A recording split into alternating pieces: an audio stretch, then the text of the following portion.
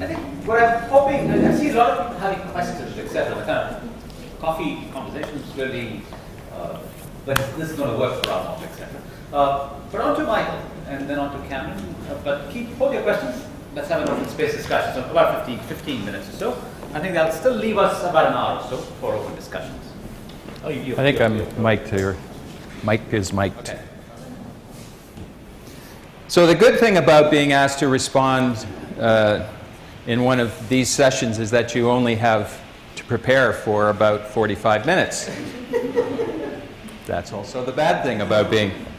So I've got some thoughts. I might wander a bit, but I've already apologized right now for the wandering. So what I want to do is talk a little bit about what we're doing at the YMCA of Greater Toronto and contrast that a little bit compared to what we've been hearing today with Jonny in the simulation.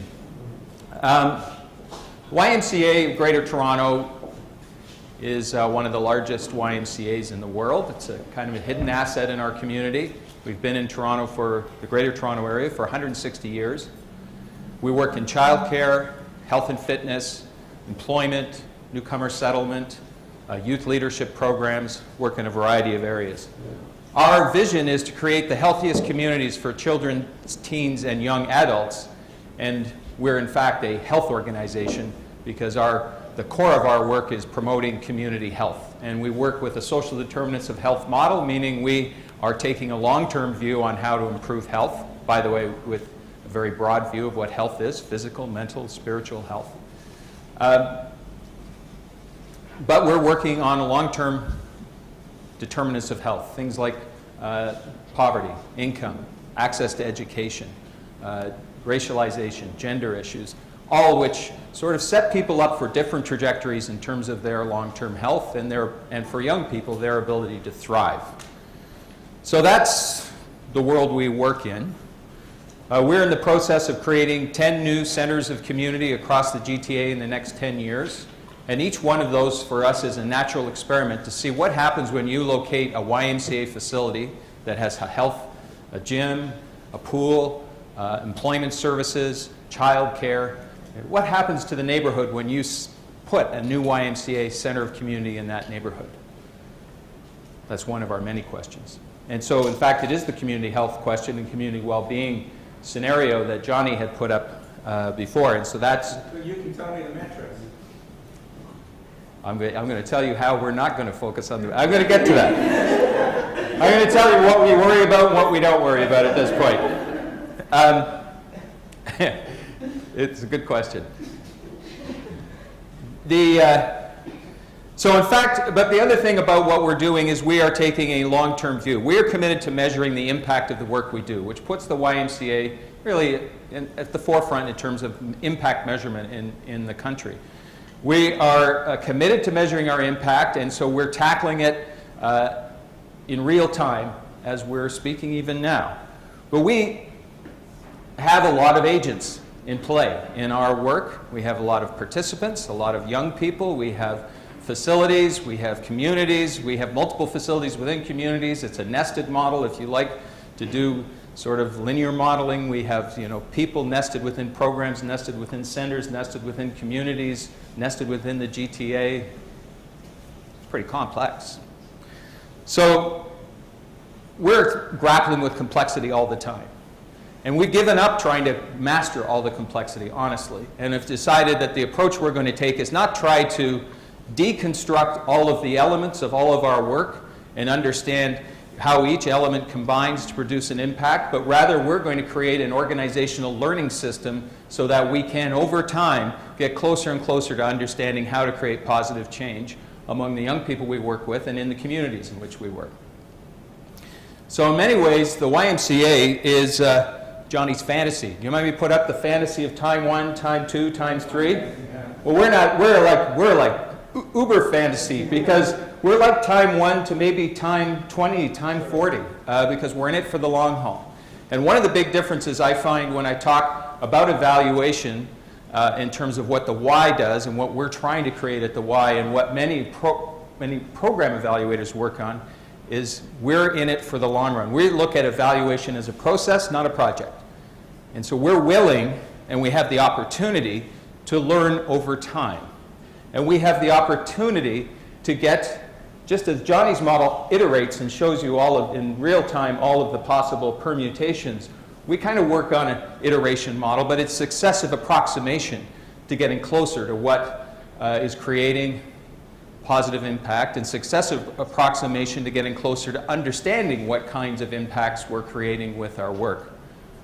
Notice I use the word impact. I actually don't talk evaluation. I don't use the word. My team is really frustrated with me because I don't let them talk about evaluation inside the association. I'm a social psychologist by training. You've stacked the deck here. Well, but I'll tell you what, everyone knows what evaluation is and they're scared of it. So that's why we don't use evaluation, because it has this inherent it creates performance anxiety for most people. That's what I believe. So we try to talk in plain English, and we try to work in a participatory way and not use language that distances us from the people we're working with. And when we come in as researchers with evaluation and program logic and program theory, some people get nervous, some people go to sleep, and it's hard to engage on that conversation. So I won't be using a lot of the evaluation language. Let me talk a little bit about what the challenge is for us. So we're starting by measuring at a program level. So we've picked 3 of our leadership programs for young people, and we're starting to assess, try to understand what positive change those programs create in young people. They're complex programs. We have a youth leadership development program, 35 sites across the GTA. We're out in Oshawa, we're in Peel, we're in downtown Toronto. Every neighborhood in which we're located is different. There's different communities across the GTA. So we're trying to understand how those programs work. But we don't do it by sitting and doing the literature review and then understanding what the program logic is and then getting our measures and going out and measuring, and we are measuring, because we don't have the luxury of that. The Youth Leadership Corps has been run by the YMCA for maybe 100 years in one form or another. So it's already in play. So our strategy is, and we have a predilection to action. Well, let's not line it all up. Let's roll up our sleeves and get in there, and let's start talking to people delivering the program and young people and ask them what's going on. And what do you like out of it? What do you think you're doing? What do you think you're creating? And we started to create our program theory out of that kind of participatory process. The participatory process opens us up to opportunities for innovation. It's an opportunity to tap all of the knowledge, which is one of the things Jonny mentioned, is that we often don't get to tap all of our knowledge. We try to tap all the knowledge of everyone involved to co-create a model for understanding what we're doing and how to measure what we're doing. So there's this predilection for action, and by having all of the players around the table, I think we also have an opportunity to uncover things that we might not uncover, or we may have to use a model like this to uncover. So in many ways what we're doing is creating an organizational model that's a parallel of this simulator. So just quickly, I'm going to lose track of my time very quickly here. That's true. So we're starting with programs, where we have programs running across the GTA. At the same time, we're creating new centers of community. We're about to start doing baseline measurements in each of those communities on health indicators. We are going to do black box evaluations, that is, monitor over time what kind of health changes are happening, feed that information back to not only our staff, but to our community, and could keep on working on strategies to improve health. But we have a monitoring surveillance capacity to give us the insights about whether we're tracking or not tracking. To add to the complexity, in each center in which we're going to establish each neighborhood in which we're going to establish our communities, in each neighborhood in which we're going to establish a center, we have a community engagement strategy to work with community to say, what kind of health changes do you want to create in your community? We're going to have a partnership strategy where we map out all of the other stakeholders in that community, other community agencies and government, and try to align them with a community health strategy. And then we will align our own services and drive on those particular impacts that collectively we've decided we want to achieve. We're hoping those impacts there will be some consistency across each of our centers, but we expect there will be some serious divergence depending on what the needs and interests and assets are in the particular community in which we are working. So our basic model is work to try to understand what our theory of change is, working with all of the players to create a theory of change, assess, and we're going to measure, and then reconvene and learn from what we have measured. And we think, and sense making, and we think this is our opportunity for innovation. By not looking at the model, and I'm not, but by actually sitting around with everybody who's involved in creating the positive change in a program or a center and saying, here's what we're finding. This didn't work the way we thought it was going to work. These 3 sites are not working at all. Why are they not working? And talking to community and talking to participants. In fact, I expect we'll be a little bit underwhelmed when we first do some of our program evaluation because we haven't really scientifically designed the strategy to create the change. We have a combination of research. We have a combination of learned culture within the YMCA. There's 100 years of staff training other staff about what works in their community. There's a whole host of tacit knowledge embedded in our organization that needs to be put on the table and be part of our learning. And to bring that information to everyone and have them involved in asking the question, why are we not creating the kinds of positive changes we want to create, and revising our model and iterating again. So it's a slower simulation, it's not a simulation, it's a slower iteration, but it's an iterative model. The second thing we're doing is we're not actually spending so much time worrying, as you notice, we've got programs already running, we're walking in, they're not greenfield, they're brownfield, they're already in place. We didn't start by saying, wait a minute, stop everything you're doing, we have to do our literature review, find out what the drivers of change are in self-esteem, leadership, senses of belonging.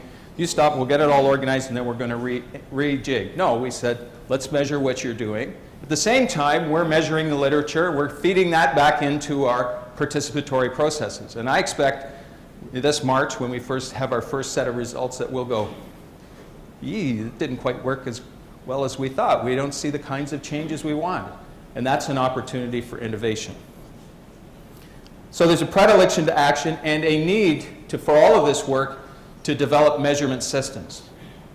So I'm not really interested in whether the why created positive change in a program or in a community. I'm interested in whether there's anything happening there. And all that requires is the ability to measure change. So we don't need random controlled trials. We're not worried about attribution at this point. We're just trying to give people insights to get the emergent ideas that Jonny had talked about. I read something, it's in the New York Times magazine last weekend, random thing. Some coach in football who's a horrible coach, at least that's the story. But he said he developed his coaching philosophy with a lot of players. It's kind of a random complex event, basketball players, taking the Navy SEAL creed or motto, which is comfort in chaos. And I thought, that's perfect. I never thought I'd actually, at the YMCA, come and say, we're really Navy SEAL kind of oriented, but think about that. The Navy SEALs train to have comfort in chaos. They train under the scenario that when they land on a mission, everything is going to fall apart. It is going to be completely not the way they planned in their scenarios or in their simulations. It's going to fall apart. And so there you look at that as comfort in chaos and innovating in chaos. So providing people with the knowledge and training to be able to be comfortable with that chaos and innovate in it. That puts the people and the participants in the programs at the center of trying to figure things out. And our goal at the Y is to create a learning system so that there's the right insights on the table for people to consider and the right opportunity to develop and change our approaches based on what we learn from our actors or agents in the system. So we're creating a learning system rather than a program evaluation. We're not worrying about trying to understand all of the things that are happening out there. We're trying to cut through the noise and pick the key indicators we're interested in and feed it back to the system and rely on the system to innovate and improve and keep moving us forward. So it is an iterative approach that recognizes that there are many players in this system and you can't control them all. So it takes a model and says, not only is the model, the typical model that we do in a program theory or a logic model simplistic, doesn't recognize complexity of our work and communities, but we take that model and say, we're going to recognize that and not try to force the model.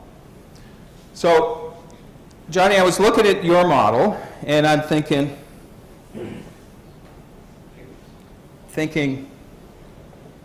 it's a model that's addressing complexity, but it's inherently reductionist.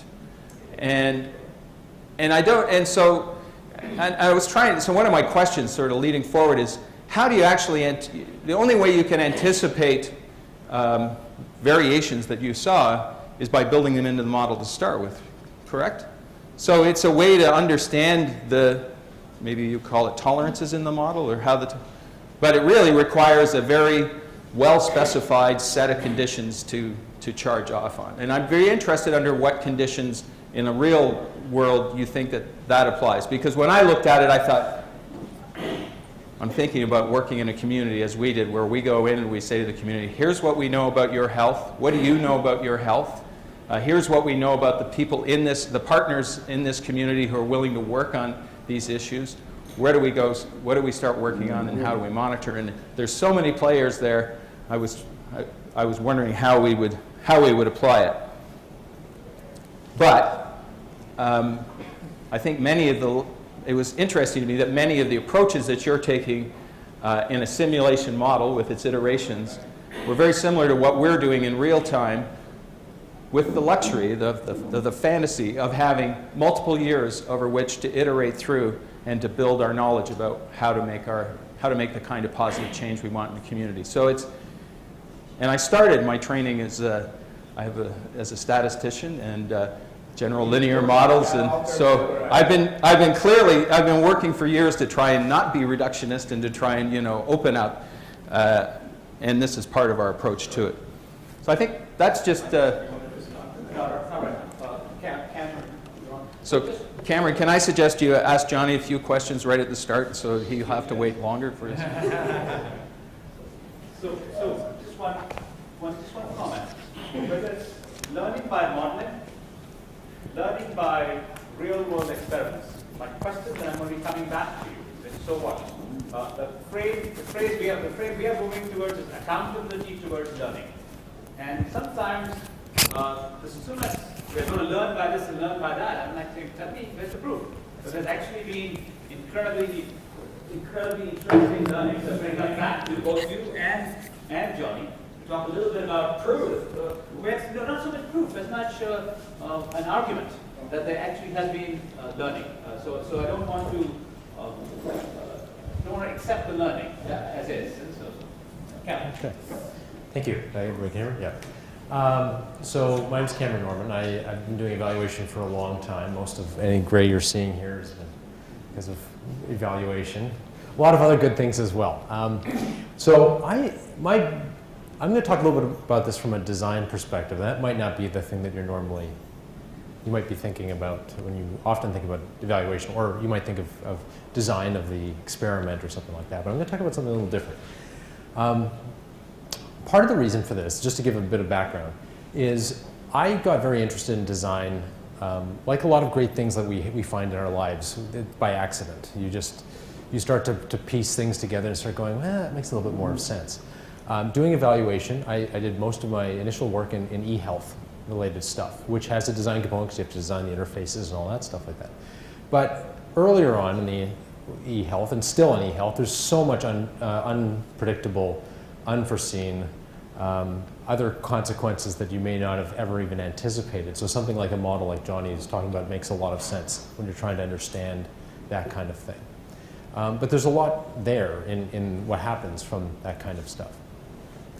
And one of the things you realize is that, like anything, like any program, is that you, just like a model like we saw, is you get out what you put into it. It's not measuring stuff that there's emergent conditions, but ultimately you have to load it up with certain kinds of variables. So what you put in is actually quite important.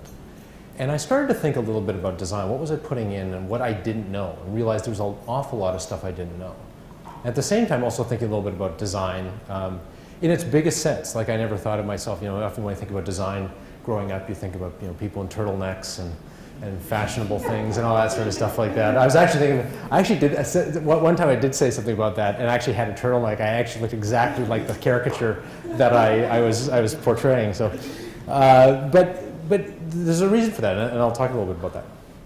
So one of the examples that when we started off, so you mentioned the idea of a bridge, and I was thinking about that. And I think that's a good analogy. So everything that's human created or touched is designed in some capacity. We've designed virtually almost everything we've seen. We didn't design the tree, but that tree was put there by somebody. That's not a natural tree that we just built the hospital around. Some of these ones may be, but most of the stuff has been designed. But there's certain areas, just like the work we do in health, that we have a higher degree of certainty. So if you're building a bridge, engineers have a lot of knowledge from geology, materials, construction, that sort of thing. They're always learning, but there's an idea that they can model what a bridge might look like and work like, and the structural elements in that fairly well with a high degree of certainty, and we are all grateful for that. Because frankly, you do not want people going, well, let's just try this out. Let's try the bridge out. Ooh, it fell down. Well, okay, that's all right. In another 10 years, we'll get another bridge. Or in the health context, you don't really want your surgeon going, let's try something else. Let's throw something against the wall and see what happens. It could be your spleen they throw against the wall. You don't want that.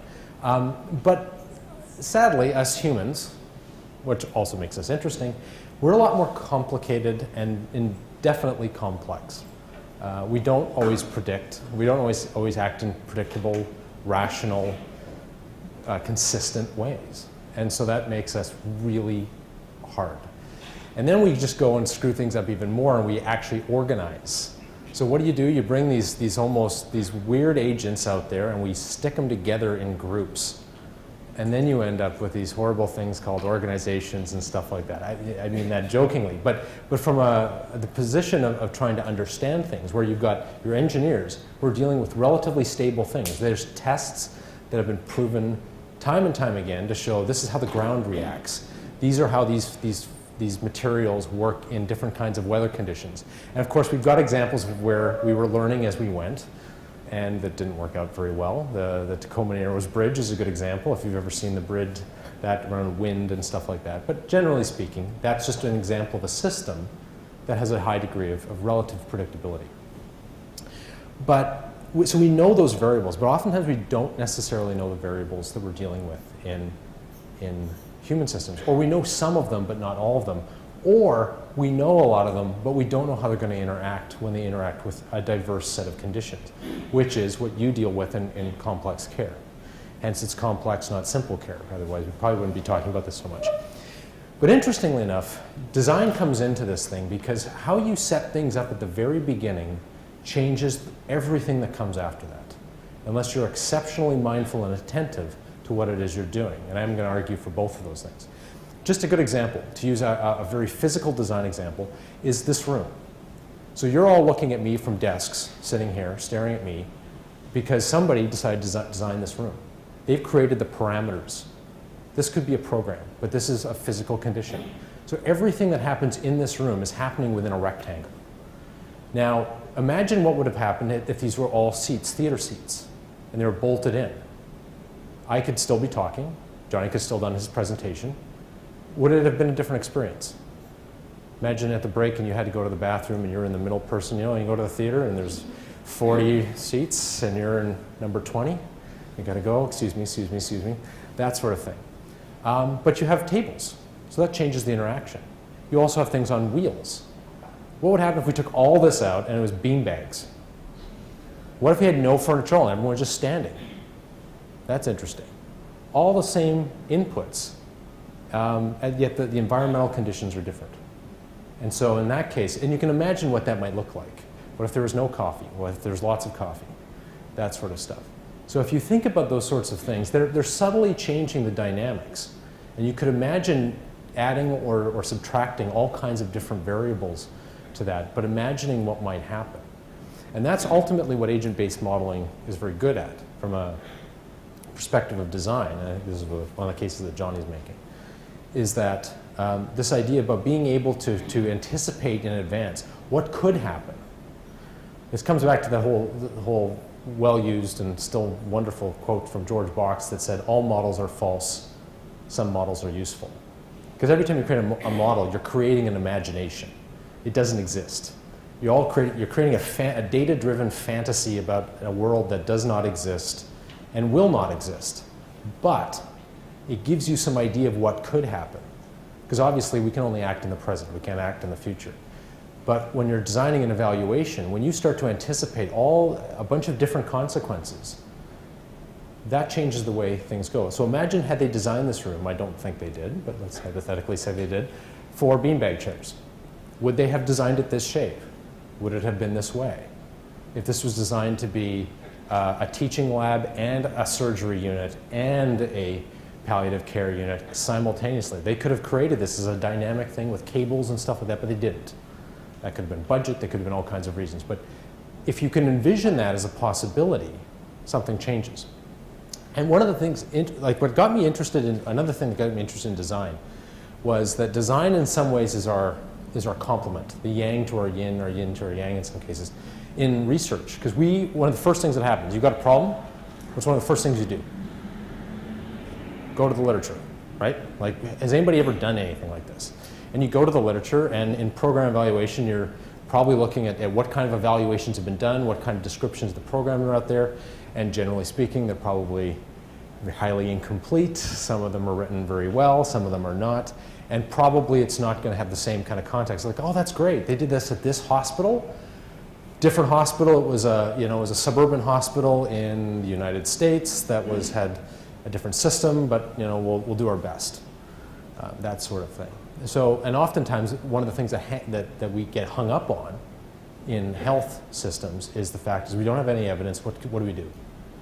While the complex systems, the people who are seeking care don't care. They really don't care. And I mean, most of the people actually don't care about us at all. I mean, they might care about us as human beings, but they really don't care about doctors, they don't care about nurses, and they don't care about researchers. I mean, that sounds outlandish, but the fact is they just want to be healthy. And if you could give it to them in a pill, if you could give it to them by some other thing, they would gladly take it.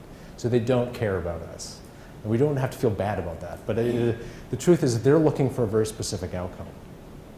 So from our end, how do we do, what do we do? So we're either stuck. We can't do anything, or we do something incomplete.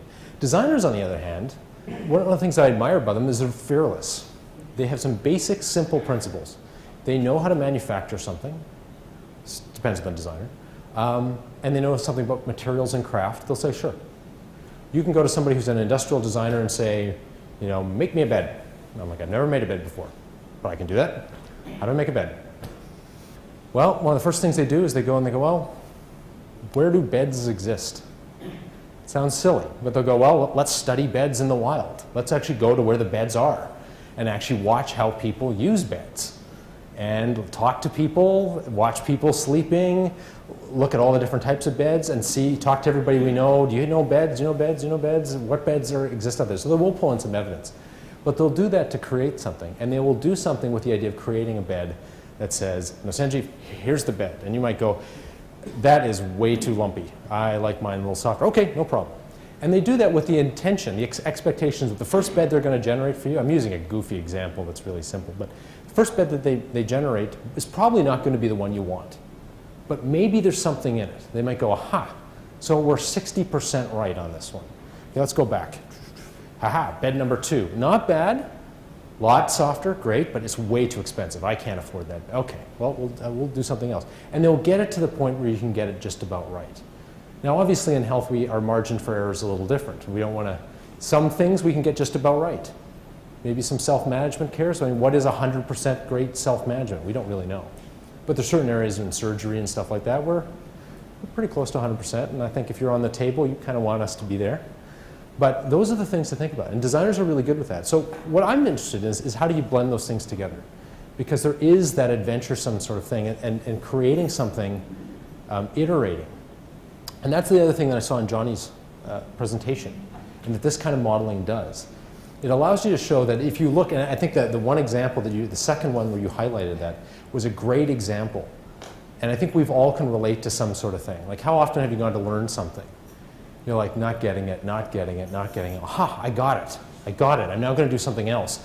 And then you realize, no, I actually didn't get it. I was close, but not quite. And that one where the person jumps way across and then jumps back. That stuff happens all the time. So what you're able to do, though, is to actually understand a little bit about how those things design for that sort of thing. And there's a concept actually just on the other side of downtown. Greg Van Alstyne and Bob Logan wrote a paper. I could probably send it actually to you if anybody's interested. It's on designing for emergence. And it's this idea of taking things for complexity and understanding that things are going to emerge and that you can actually create the conditions to get those things. So understanding how agents work. Because one of the things from an evaluation and a program design standpoint that this kind of modeling does is it gives us visualizations for the future. And that's another key thing about design that's really, really key, is that designers, one of the first things they do is make things visual. Like, imagine if I was going to design a house for you. How many of you would just say, this is great, trust me, I'm really good at houses. You got some money, great, I'm going to build you a great house. Just trust me, I'm going to come back, I'm going to get you a great house. I don't think if you're plunking down a lot of money, you're going to say, well, can I see something? No. It's just trust me, it'll be really good. Really good, I know it. Or a suit, if you're buying a suit, it's going to be a great suit. Are you going to look like Don Cherry? Or are you going to look like, something from something? That sort of stuff. They visualize it. They'll say, well, here's what I think it could look like. You might go, wow, that's an interesting house. Again, that prototyping. Oh, well, that's cool. That roof is really too pointy. Looks like some Swiss shell. I'm not into that. Okay. We'll flatten it a little bit, and we'll use some specs, and we'll get it to the point where it looks right. Right enough. And obviously, any of you who've ever bought a condo recently or in the market know that, the drawings that you get, it's not usually what you end up actually getting. But hopefully it's close. It's close enough that you go, okay, that was good enough. But this kind of thinking is that same sort of thing, like creating things visual. And that's a thing that I think as evaluators we need to get over. Because we tend to deal in a world of precision, which is false anyways, as we know. That the idea is that we'll know exactly it. Like Jonny mentioned, the idea of God coming down and saying, this is the true answer. But it's the idea of maybe taking some risks. So what if we visualize stuff to say, this is what this model could look like? It's not reality. But we have some data, and we have some reasoned thinking. So what it could look like, that's a plausible scenario. So if we're thinking about designing for an evaluation, how do we create the mechanisms to capture any meaning from that? And to build what Michael, you're saying about the idea of doing a lot of sense making. How do you make sense of that given your evaluation?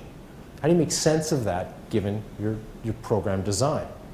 And what do you do with that? And one of the things another reason I got into design was I do a lot of developmental style evaluation. And that was based on a number of assumptions. Often, anybody who's done a developmental evaluation usually comes at it. It's fairly new. It often takes a lot of the complexity science into account.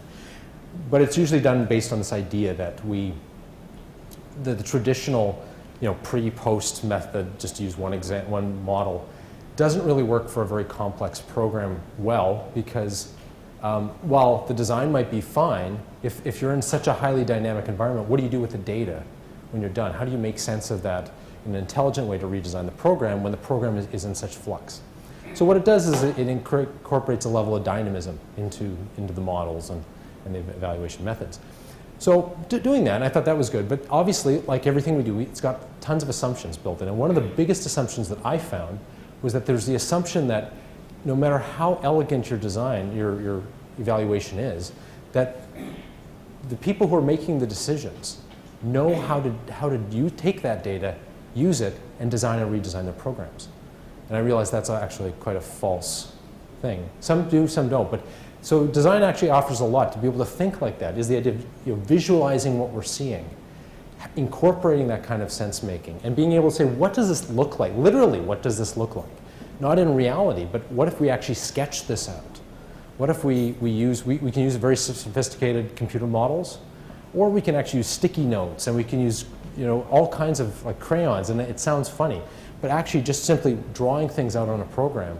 We think not just like a program logic model, but actually visualizing what it is that we're seeing. Because one of the reasons designers do that a lot is just like I said, this idea of a model. is that we assume we put too much emphasis on our language to be able to explain like all this complexity. Well, you know, it's kind of like this and sort of like this and sort of like this, and you know how they often want us to do elevator pitches and stuff like that. Well, we don't always have that time. So the idea of visualizing it allows everybody to put something up there and say, what do you see in this? I see this. Well, I see that. I see this, in a way that makes it much, much more difficult if you're just to rely on your oral skills. It also presumes you have them to begin with, which I think is an unfair assumption, particularly with us. Most of us are probably pretty egg-headed relative to the population. We have lots of degrees, lots of, what are we spending our Friday doing? Oh, we're learning about new stuff. That's really cool. There's tons of people out there that are doing their lives that they don't have that luxury. And we get to practice talking like this. A lot of people don't. So, but drawing is something we all could do at one point. We all can do now. We won't admit it, but we can actually do it. So you can start to visualize that sort of stuff. And what design does is give us a methodology and a way of thinking about this kind of data so that we can use tools like agent-based modeling. We can use decision-making and sense-making ideas like Mike was talking about.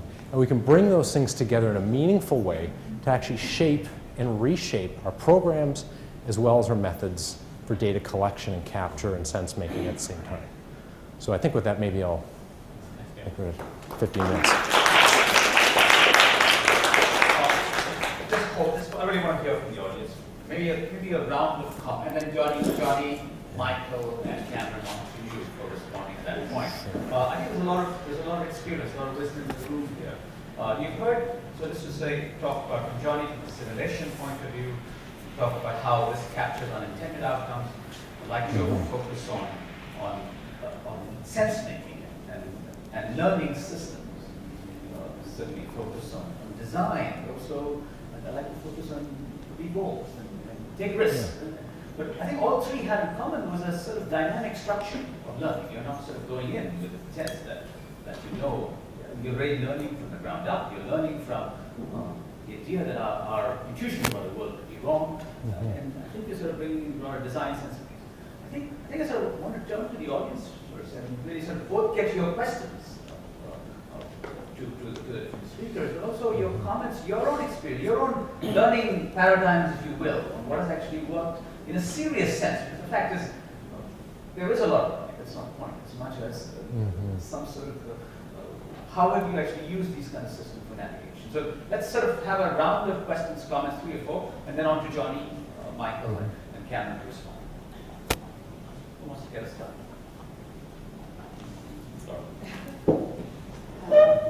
I spoke with Jonny after the presentation, so I was interested in it as also being a tool or a method of engaging a group that you're working with and surfacing assumptions, being able to add those in, but also taking a look at the diamonds, whatever programming or pieces we design. But I just want to make a comment.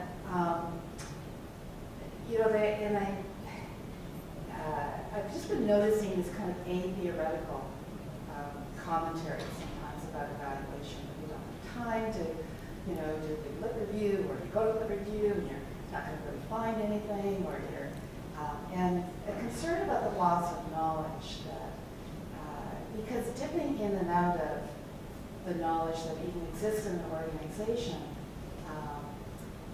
it's bounded.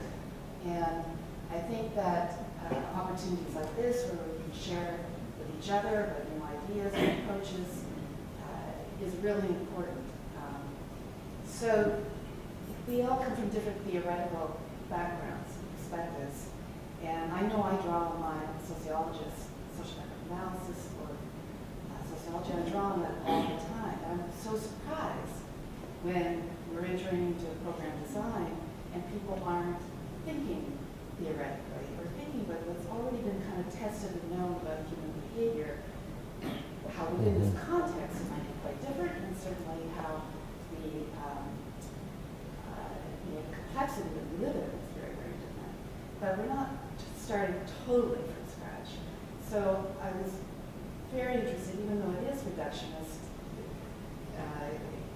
the in Jonny's modeling because it is visual, it is a way of engaging the conversation and talking about a theory in a way that's more accessible for people from different backgrounds, professional backgrounds, etc., to talk about how they're thinking about how this change takes place.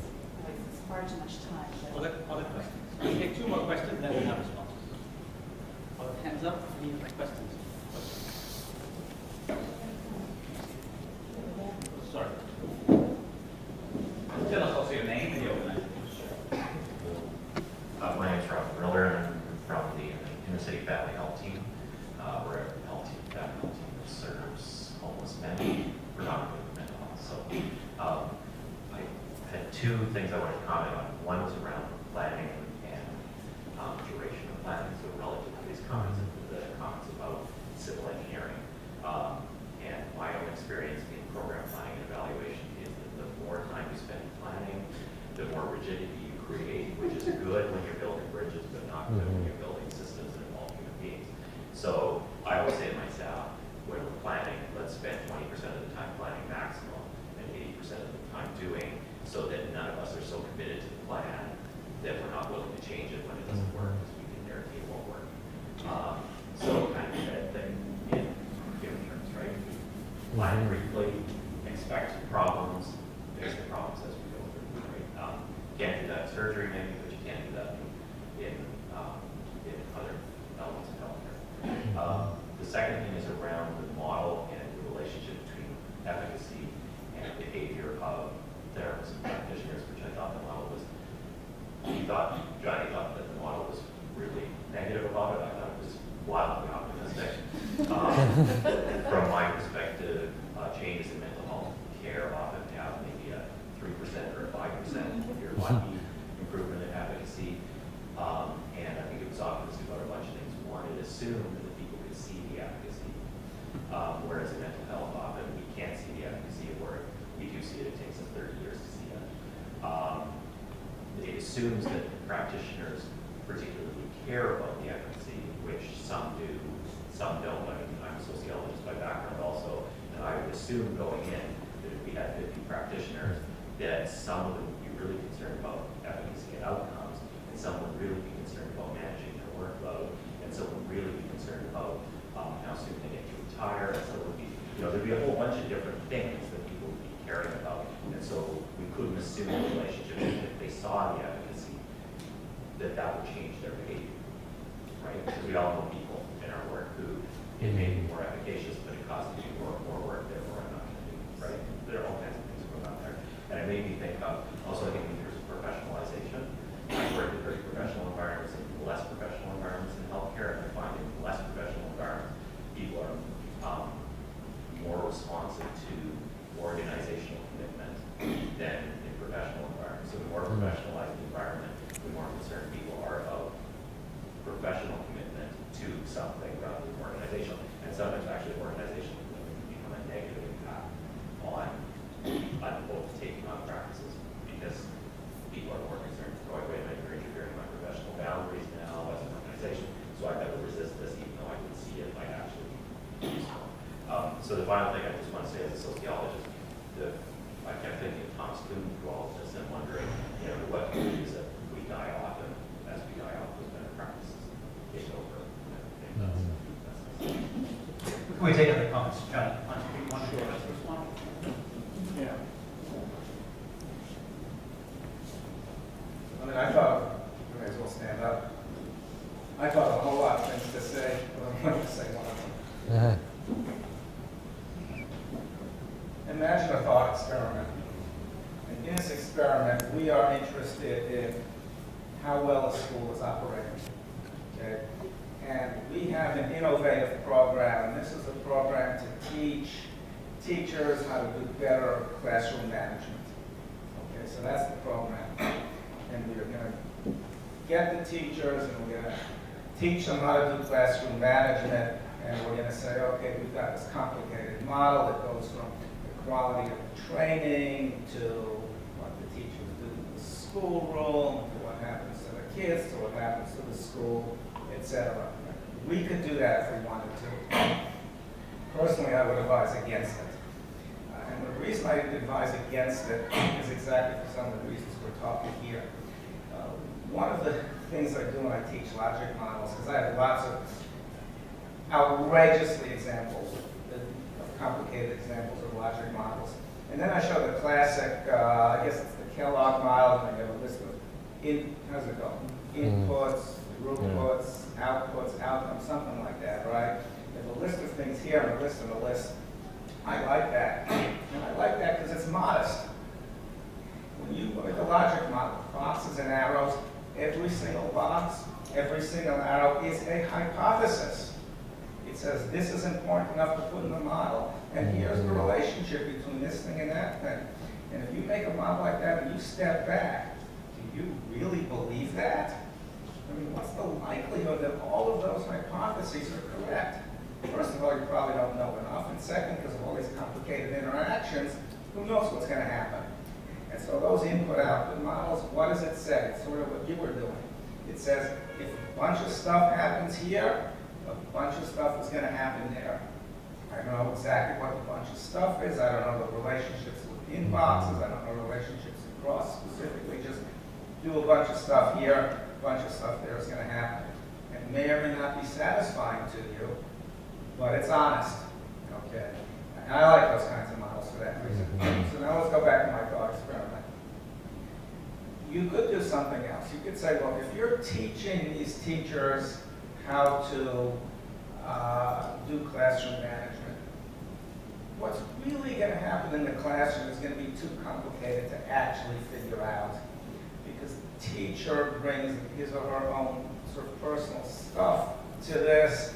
You have a particular group of kids, and depending on the kids, if you have more girls or boys or whatever, you're going to see these sort of complicated changes, and there's a lot of path dependence involved as the teacher tries the new techniques a few times and it doesn't work, and so he or she makes a decision not to do it in the future or to change it in a particular way. You can't really figure all that out.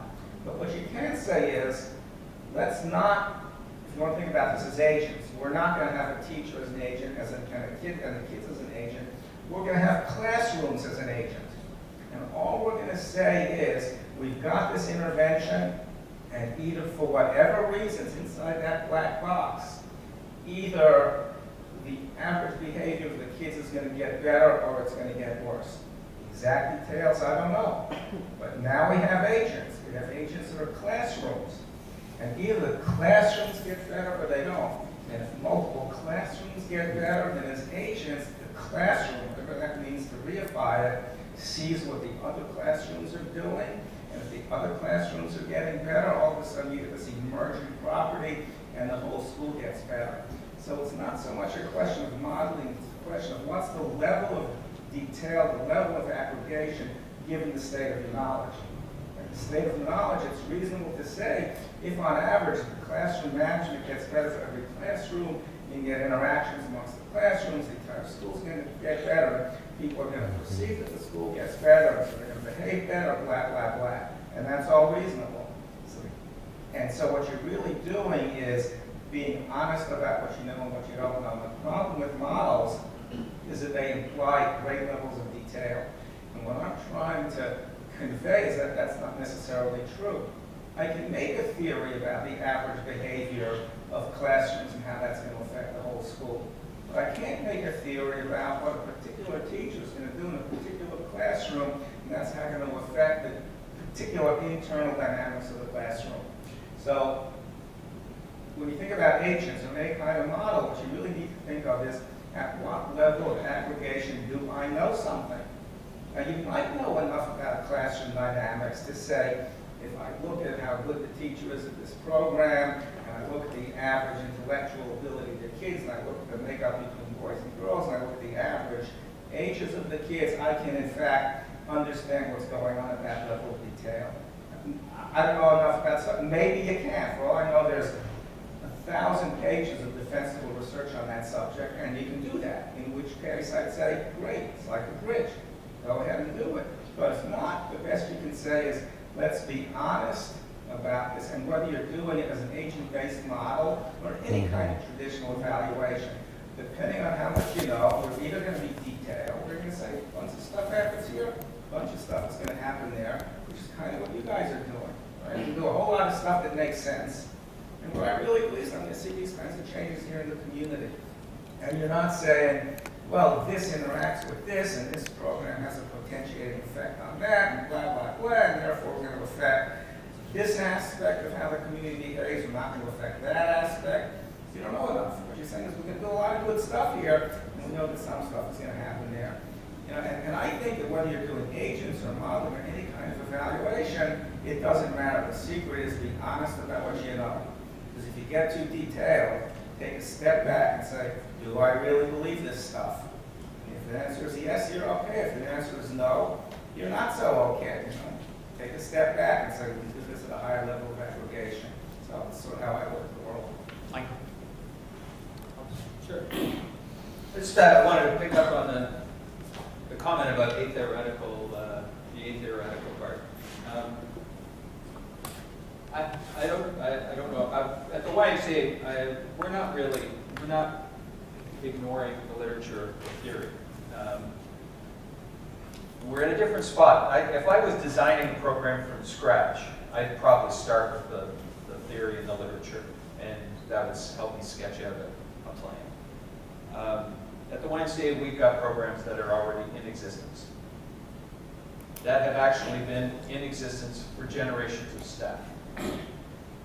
And I have to say that I have an implicit bias towards the tacit knowledge developed over generations of people working in the field. So I start, and we also have a predilection to action, which is a design thinking tenet, which is basically, let's get going. And so we started with the tacit knowledge, and then at the same time started to do our reviews of the literature, systematic reviews to see what the literature said as a parallel. And recognizing that we're creating a learning system, we didn't need to introduce it at the start. We could introduce it later. We can introduce the theory and the literature later at any time. And I actually, my own thought on this is that when you try to measure, if you start with tacit knowledge and you try to assess change and don't get the change you want, it's a great opportunity to go back and bring in some of the literature, some of the theoretical knowledge. So it's a matter of when in this, and we're looking at a system of iterations, so it's a matter of when in the system you introduce. I do have a bias to when you have programs with people with a lot of experience, because I think we often overlook the tacit knowledge that's been built up. And in our association with 160 years, that seems like it would be a major oversight.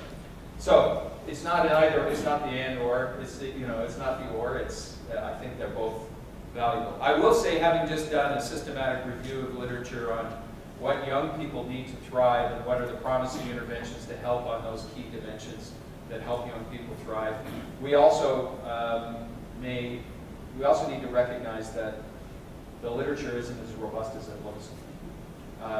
And the theories there's more on theory than on validated theories. And in fact, when you go to what about interventions based on theories and assessments of whether those interventions work, it's really thin. And part of that is because a lot of the work on the ground isn't brought back into the academy and tested. So there's no feedback loops. It seems to be mostly, there's theory, let's go out, run the program, and then there's nothing that tells us whether the program based on the theory works. So you hit a dead end quickly. So what it is, in my view, and we're not the only one who's done this. There was a group at Darlington in the UK, the Darlington Institute, who's done a review of interventions, particularly grey literature, and it's just the good interventions that you could build in a program are so narrow that it's really hard. And then that puts us back into, okay, let's use our own learning system to build our own knowledge about what works and what doesn't work for our group and for our community. So that's a long answer to the theoretical. It's a good observation, but I think you need to build both. This whole thing reminds me of some stuff I used to read. There's some really interesting writing out there on the relationship between science and technology. And one of the issues is technology doesn't have to be true, it only has to work. I'm not kidding. If you think about it, that changes your methodology, it changes your criteria for evidence, it changes all kinds of stuff. So then the question is, what do you need science for? And the answer is what you need science for is when the technology stops working. In other words, if you have rules of thumb, if you have technology, if you have practical knowledge, if you have, and it's working, you know, you don't care if it's true or not. I mean, you might on some intellectual level, but on some practical level, you don't care if it works or not. But if it stops working, it may be that you cannot make it work better unless you understood the science behind it. So there's this very interesting relationship. I don't want to get into what does truth really mean and all that sort of stuff. But this notion, when do you need scientific research? The answer is, if you care about practical action, you care about it when the rules of thumb stop working. And that's kind of what you're talking about in a way. Cameron? I guess to answer some of both the questions and comments, a complex system is, like anything, is you're trying to yearn for coherence. You're trying to find coherence in something that is inherently complicated or complex. And I think while I was talking about design and talk about theories and stuff like that, there are theories behind that. A lot of it has not been well articulated, but they are there if you look at it from different disciplines.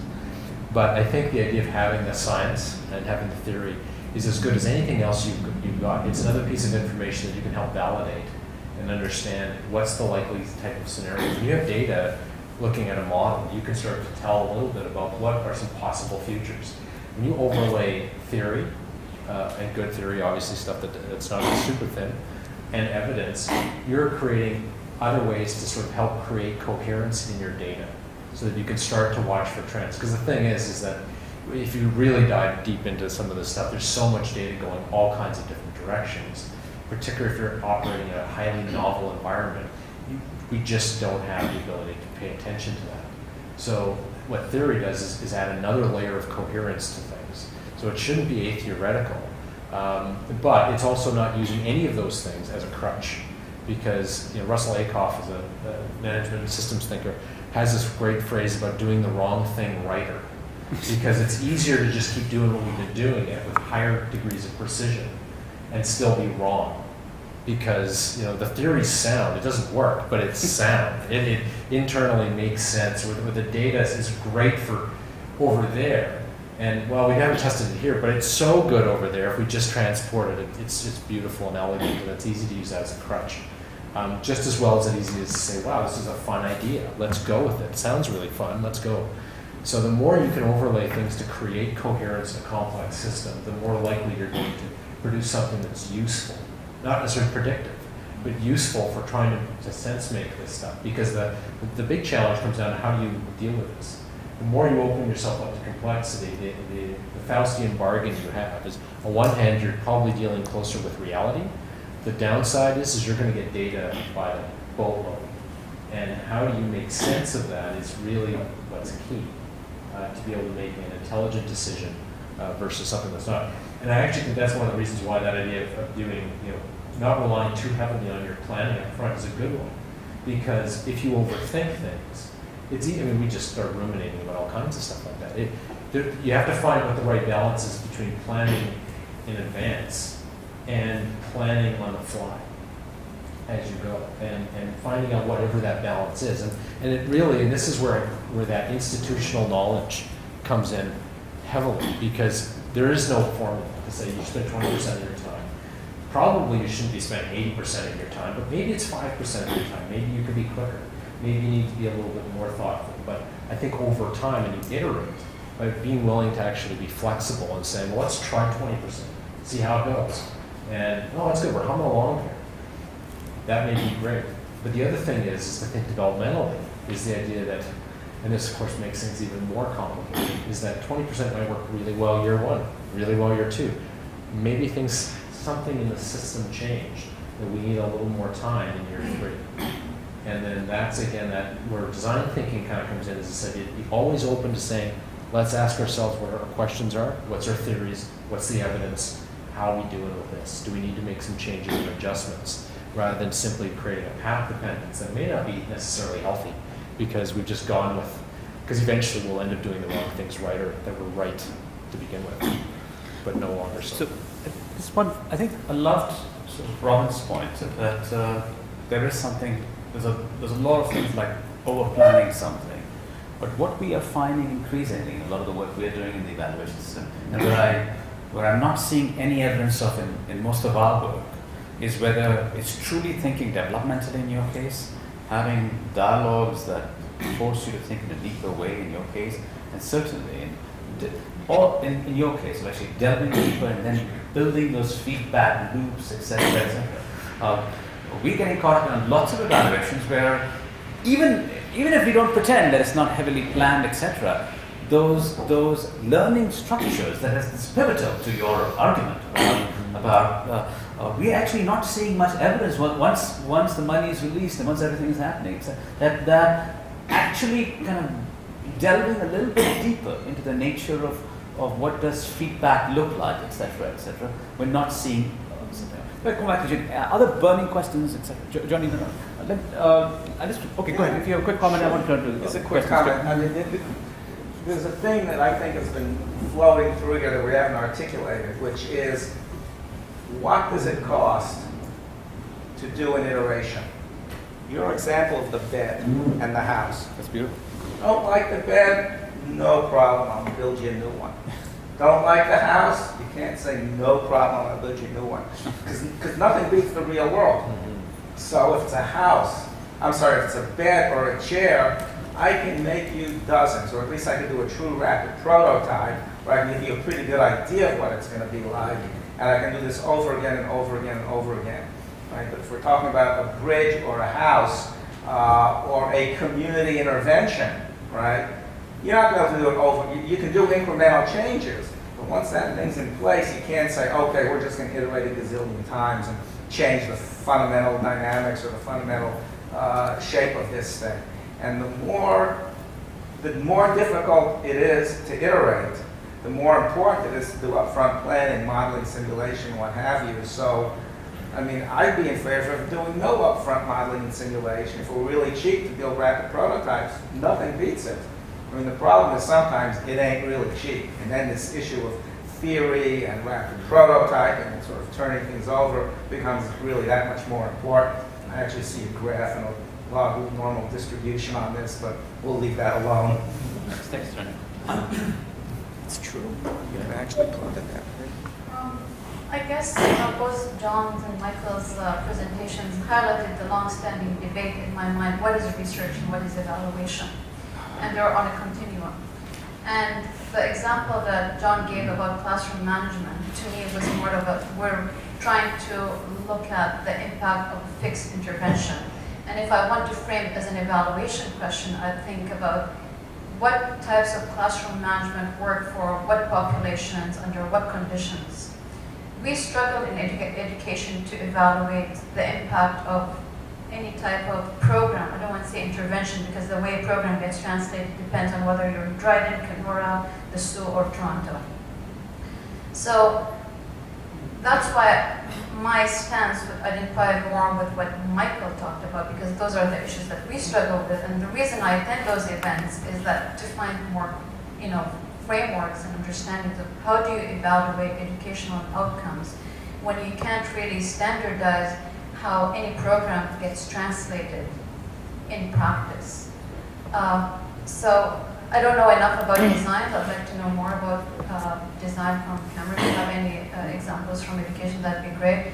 But a question I have for Michael is that you're an organization that has a high transient populations and mobility, and so on, and those are some of the issues we struggle in with schools as well. It depends. The students who are in a classroom are different every year, so think about classroom management. Does it work for, it depends on what proportion of your students are special education or English language learners and so on. So how do you capture impact given the transiency and mobility of your populations? And at what level do you consider impact? Jonny, before I come to you, Michael. Before we get started, I just wanted to ask my question just to let you know that this is being videotaped. And so if you don't want your question to be recorded, we put it on our website to come talk to myself or anyone here, and we can edit you out. But so my question is from your diverse perspective, so design or from modeling or from learning from the community, it sounds like you make the knowledge, but like the uptake and actual use of that knowledge hasn't been clear. So I'm wondering if you could talk about a good example of ways in which your knowledge is actually used to change a program and not just keep status quo. Mike?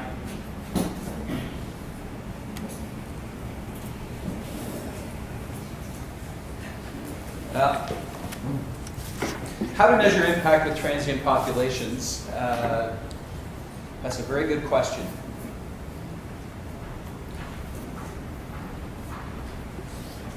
And I'm not sure. Yeah, whenever I have a tough question, I usually change what the question is, so I can answer. So the dodge is happening here, maybe. But as I'm thinking about it for us, I'm thinking that, the question is, the transient. We haven't thought about it in that way, but I'm thinking about it this way. And by the way, we still haven't got. We're in the middle of piloting our work here, but we have the Youth Leadership Development Program, 35, 38 sites across the GTA. I already know. I'm not thinking about transient populations, but I'm thinking about diverging communities and understanding that communities are in transition, and we're anticipating this. And so we're not trying to understand. But the notion here is, how can we produce positive change? And for us, impact is at the individual level. Positive change in the young people we work with. Is that particular site producing the kinds of positive changes we hoped to see? And if not, then the question is why, and retool and try again. And it's not quite design thinking talks about rapid prototyping. So the bed analogy here is you make a lot of beds quickly to get to the answer. We kind of have an annual program cycle, so that's kind of the innovation opportunity is going to be once a year, once we have some results in and tells us whether we're on track or not. We're thinking of measurement, I'm thinking of measurement and assessment, because we are measuring, but assessment is also qualitative, as a compass. So not as a judgment, but a compass, and a way to keep your bearing. And so if we see no change in a program, and by the way, we have incredibly entrepreneurial and motivated staff, and so I already know that the program doesn't get delivered the same way everywhere, which is the same in education. You have different teachers, but the question is, if you're not getting a positive change, it's an opportunity for reflection, and the question is why? One of the questions we're going to have, because we've done the systematic review, is said, well, is it because our interventions are not the kinds of interventions that the literature suggests are more powerful? So that would be an intervention question. Another question would be context. Is something happening in that community, or is that community substantially different on key variables, key aspects than the communities that we're seeing results in?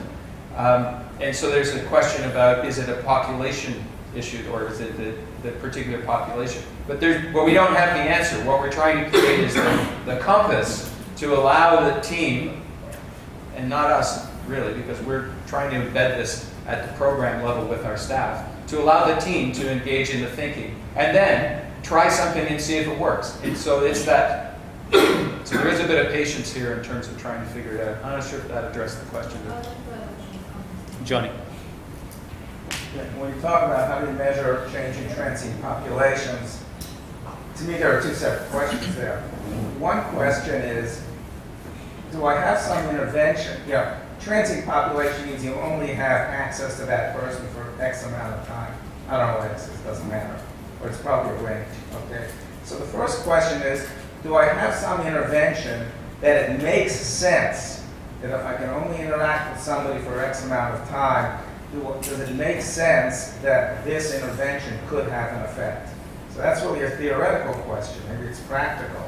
I don't know what the answer is, right? But that's something that one can think about, right? That if I can't deal with this person for at least a year, it's not going to help. Whereas let's say you're doing rapid cognitive behavior therapy, where 6 sessions and it's all you need, then you might say, transient population, if I can get them for 6 weeks in a row, no problem. On the other hand, if it's teaching algebra, you can't get them for a year, for a school term, it's not going to help them. So that first question is it reasonable, given the length of time I have, that I have some intervention that makes sense? So that's sort of a theoretical question. Then there's the practical question of how that implies finding them, right? And there's a lot of research on that subject, mostly having to do with drug addicts, by the way, and criminals. But you've got some intervention, you want to find out 5 years later what's happened to them. And it turns out there's a lot of really good stuff out there. It's a personality thing. The researcher has to be ruthless. But there's a lot of really good research out there on how you find difficult to find people. So if that's the problem, I can give you a gazillion articles on how do you find hard to find people. If it's a question of, is it reasonable that I'm going to have an effect, that's really thinking about how much time do I have, and given how much time do I have, is it reasonable, cognitive behavior therapy versus teaching algebra, 6 weeks versus a year. So I mean, those are, to me at least, the two separate ways of thinking about it. Kevin, thoughts? So I'm going to try something tricky and see if I can answer 2 questions at the same time. They're different questions. It was just about, you were asking a question about how can design be used in the classroom, and you were asking about uptake. There is an enormous amount of data that's come from different contexts that are looking at the role of discovery and in learning. And Montessori is based on this, the idea of people are motivated. Like we like our own knowledge better than somebody else's. So if you can generate it yourself, you're going to do fairly well. And it's an argument in some cases for bringing people into the evaluation process. There's like I said, if you look at the data for using discovery as a tool for teaching in the classroom, like it's often done around science-based learning, but you can do it in all kinds of things. Students like it, they get engaged, they learn more, the uptake is faster, and you've got them committed to what it is that you're doing. We can do the exact same thing with evaluation and design, and be able to bring that stuff in there. It's not always called design, sometimes it's called STEM teaching and all those other things like that, but it is a really good case for participatory kind of learning, partly because people then get invested. And people get invested in things that have meaning for them. And that's always a good flag from a strategic level. Because if your evaluation doesn't have any meaning for anybody, why are you doing it? It should have enough meaning that people might be interested in getting involved in it. So by actually getting people involved in that creation and co-creation, it also does something around the idea and giving that organizational permission to be able to say, whatever you're creating here and testing, and the idea of rapid prototyping, or just prototyping. Sometimes it doesn't need to be that rapid, as mentioned. But the idea is that if you actually build that permission to say that's okay to do that, but you allow people to be witness to the evaluation. It doesn't mean you don't have to have evaluators or anything like that, but find out whatever the amount of engagement is meaningful. You're going to get uptake, you're going to get learning, you're building it into something you're already doing with your evaluation, as opposed to having some additional KT plan. You know what happened because you were there. And you're actually a part of it. And it's spurring that kind of curiosity that's going to get more eyeballs looking at the data from a number of different contexts. Because part of the other problem is that when you're doing design evaluation in a complex system, you only ask the questions you know. Just like you mentioned about the idea of the logic model, is those are your hypotheses. Those tend to drive things. I mean, if you've got a whole big sheet of hypotheses, why would you invent new ones? It's a good idea to do that, but it's just economy. So that's one of the best examples out there. And they're taking the scientific learning and they're applying it to all kinds of different areas. Again, this isn't new. I mean, they've been doing this in Italy for years. They've been doing this all over the world, but now they're starting to catch on and go, you know what, this actually works, this idea of discovery-based learning. And you can teach almost anything that way. Michael, I got a question for you. At the center, we are struggling with, I think in some sense, the problem, I feel, where on one hand, we are not stuck in the attribution problem. We certainly don't say we are up to try to show, so let me give you a concrete example. WHO, the World Health Organization in India, is asking the question, can they improve programming as it impacts health inequities? And clearly, they're a very small, very tiny microscopic player for a problem of that scope. So really, you've got to have incredible modesty in trying to do that. So on one hand, as I heard you say this, you said, and I like, and this is where the center is. It's almost hopefully over lunch we'll have a more strategic discussion where the idea is that you want to see improvements in health equities eventually. Let's not get too stuck in the causal linkage between WHO and health equity. You should be in the business of trying to, I get that. But on the other hand, again, part of these, we're coming from an international development perspective. There are lots of investments going at the Gates Foundation, $100 million, $100 million there. But there is still a question of saying, actually, even if you don't come up with the beta is so much, no one's really going that. But are we actually wasting dollars here? So the idea of actually, well, things are changing, perhaps for the better, but absolutely no reason to pat yourself on the back or something of that sort in terms of saying, actually, you still have to either back off from that community. In fact, if you want things to improve, maybe you've got to get out of here as soon as possible. So I guess my question is, the tough question I have for you is as you think of this, and it doesn't have to be an answer right now, but that's the kind of was the, like the compass. So I'm happy with the general sense of, but the challenge we have is, on one hand, I don't think we force a view that it's all about contribution either, or about attribution either. On the other hand, I think it's such a level of pretense, like the WHO, for example. Yes, we've come with $100 million. Now let's see how health equity indicators are going to move, without thinking through the nature of the problem. So any thoughts in terms of even of the brainstorming variety, and we can certainly valid response to this topic, in a few minutes. I'm still struggling. What's the question? Sorry, I was listening and I'm thinking he's going to drop it on me, and then No, the question is, the question, as I heard you say, was you're not in the business of, in terms of learning system. The comment I heard you made is, so you're not as too bothered whether YMCA is causing the change in the community. Yeah. On the other hand, there are going to be situations where not just from a narrow, I'm not even talking about narrow accountability, but I'm just talking about even progressive learning, where there's going to be a chance I'm saying, you better get out of here. You're actually creating, even though the indicators are all going in the right direction. Number one, it has nothing to do with you. But two is, if you hang in here a little bit more, it's going to create my sense. So my question is, how does one on one hand say, well, it's all about the macroscopic and the macro indicators, on the other hand, still kind of say it's probably time for us to back off. Well, that's a great question. That's what you always say when you're stalling.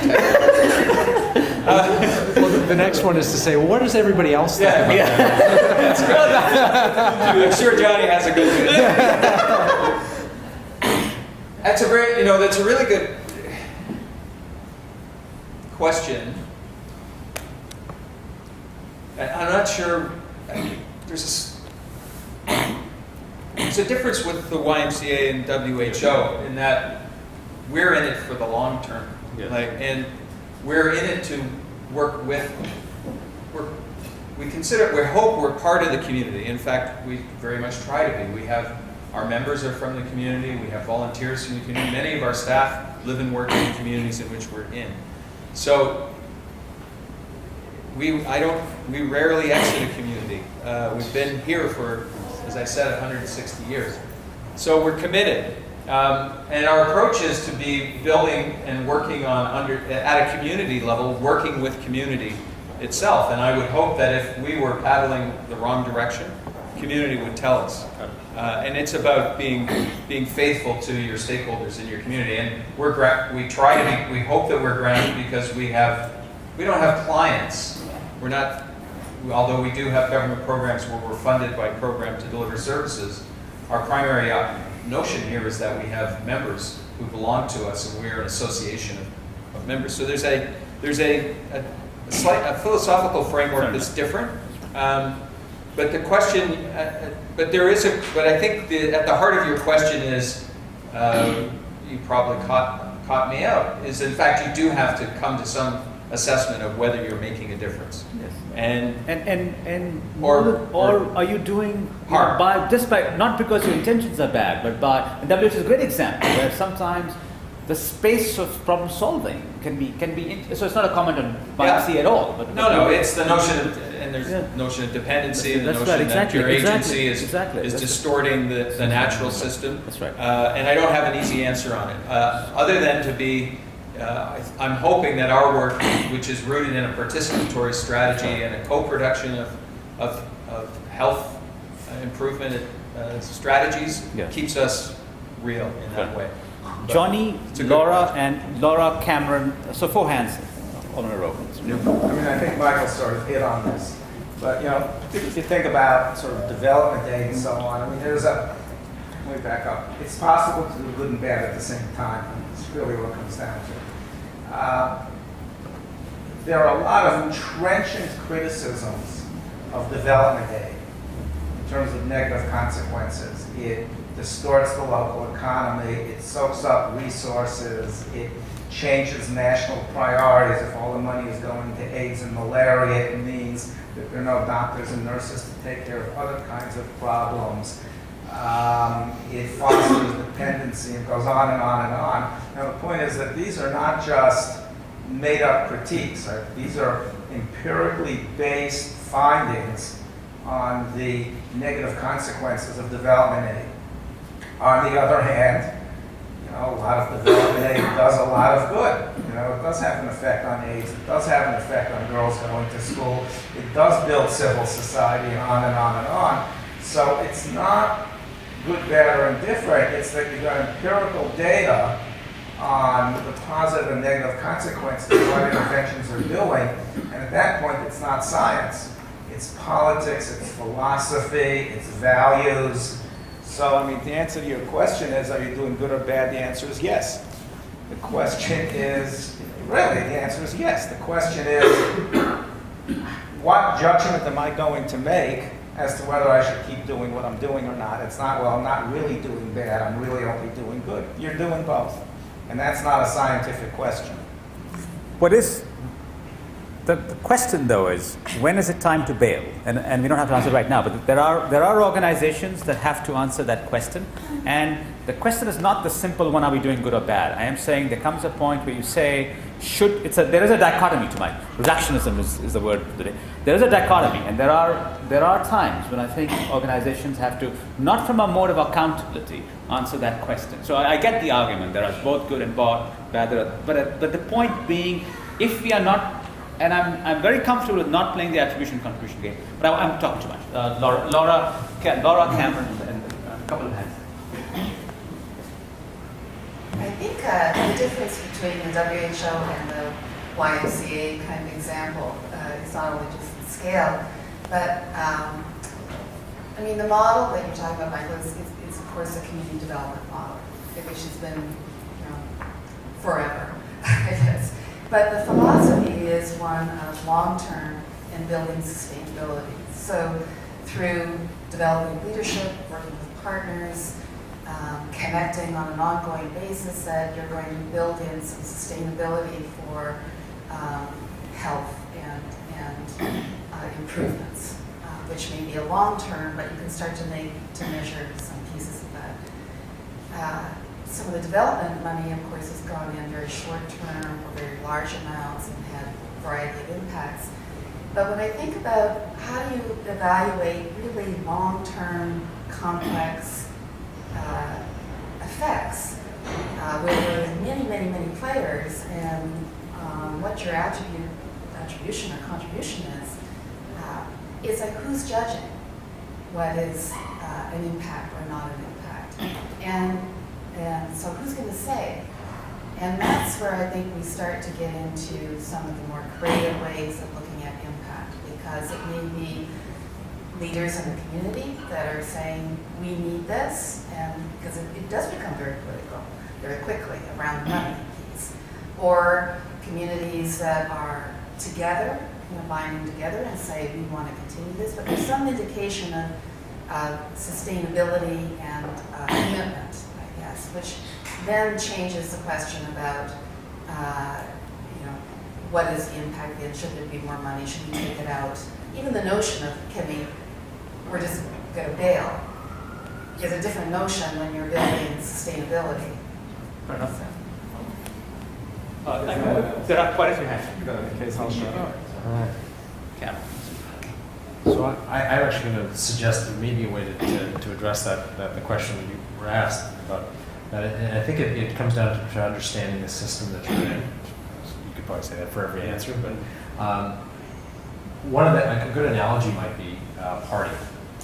If you think of a party, that's kind of complex. It can be a highly complex system or not. And you have a bunch of different diverse agents. You have some ideas, some simple rules for how to put a party on that's reasonably decent. But it's also, I think, from a case of a community intervention or something like that, is looking at the scale and scope of the party. You can look at a party from an interaction perspective of saying what happens during this particular hour of a party, and what's the level of analysis to extract whatever is the most meaningful thing that comes from that hour. Or it could be the goal of the party is just to feel good, have a general sense of well-being at the end of the party. So yeah, it was a lot of fun. And then another way to just to add to the complexity on this, if you like, is you can look at anybody who's ever been to a party with little kids versus probably teenagers, young adults versus seniors, and you'll get, again, the party takes a different shape. With little kids, tons of things are happening. You've got games, and then you've got video games, and then you've got food, and then you've got more of this, and then somebody pulls somebody's hair and they cry, but then they're okay and they're friends again. Imagine if somebody pulled somebody's hair at a party of young adults. That's probably, that person's that's gonna change the entire party. It's not likely gonna happen at the seniors party. I'm making a bunch of wild, I don't know, I haven't been to a lot of seniors parties lately, that might happen all the time. But the idea is that you can scope that up or down, and it really comes down to the idea of what kind of objective are you looking for. Probably one of the problems with all these kind of aid issues, so for example, with the WHO, is the goal to make things happen now? Or is the goal for a longer term, like, is somebody now thinking, I'm hungry now, I need to have that solved now? Or is the fact is that my community is not going to be hungry in 10 years? And what's the sufficient thing? So are you dealing with a kids party or adult party or something like that, and scoping it that way? I think part of the problem is that we often deal in these environments, we don't know whether we're at a party and what kind of party it's at. And I think that's where it becomes really complicated. Because I'm going to come to the hand there, because the question, and this is why, for me, while I get the idea of difference between WHO and the question, a few sessions ago, Tim Warren from the Scottish government had come in. He had a social work background. He was on the table to make decisions for health inequities in Scotland. His comment was, he was a strong believer in community interventions. He was on the table with a bunch of medics, which say, actually, here's the evidence that statins, this is connected to the comment you made, statins are hitting a home run. Can you show us your evidence that communities are making a difference? So it's one that you're in a comfortable space where you can say, but the point being, I feel interventions like what you're describing are losing out. Because in my view, we have not been as strategic as we need to be when faced with that. And so the issue is not the comfortable space that we are in here for the long run, but the idea in the resource allocation table, not for the why perhaps, but for those kinds of decisions, it's the sunflower type interventions as opposed to the acorn type intervention that often win out. And I think in that sense, what's the strategy to get in that direction? I have a quick answer. Go ahead, and then, sorry. Get the R&D budget that Big Pharma has on the problem. Please, sorry. I see that I have 15 seconds and a crowd outside the room. I think this is the classic tension between designing and measuring for research and designing and measuring for improvement. And they're not the same thing, and we have to get over thinking that everything has to be in that research sphere. And what I'm hearing you describe, Michael, is absolutely designing and planning for improvement, and the key part is having your customer co-design, that experience-based design, which we're now starting to recognize is important in healthcare, like duh. But it is how we're starting to improve. And I know you've been doing a lot of work with the St. Mike's Family Health Team in terms of process improvements, and how are you making those improvements? You're bringing patients to the table with you to help identify what good change looks like and how to measure that. One last question today. I just want to say about the question you asked, the why. The answer is actually measuring absence. I think in Toronto, we had this, until recently, we had a great natural experiment whereby all the low-income communities in the inner suburbs, I worked in one of them for a period of time, had none of that community development, had little of that community focus on long-term social determinants of health, and so on the community. It's compared to more downtown Wilmington neighborhoods that have those things. And I think you look at the differences between neighborhoods with services like the Y, et cetera, as compared to similar neighborhoods without them, and that'll give you a reasonable good answer. I think we're about to get kicked out, so Jonny, Michael, Cameron, thank you very much. We had many such discussions, but for me, this was one of the best discussions we've had. Jenica, Nichols, Elsa Rivero, Arita, Yuri. Thanks, thanks a lot.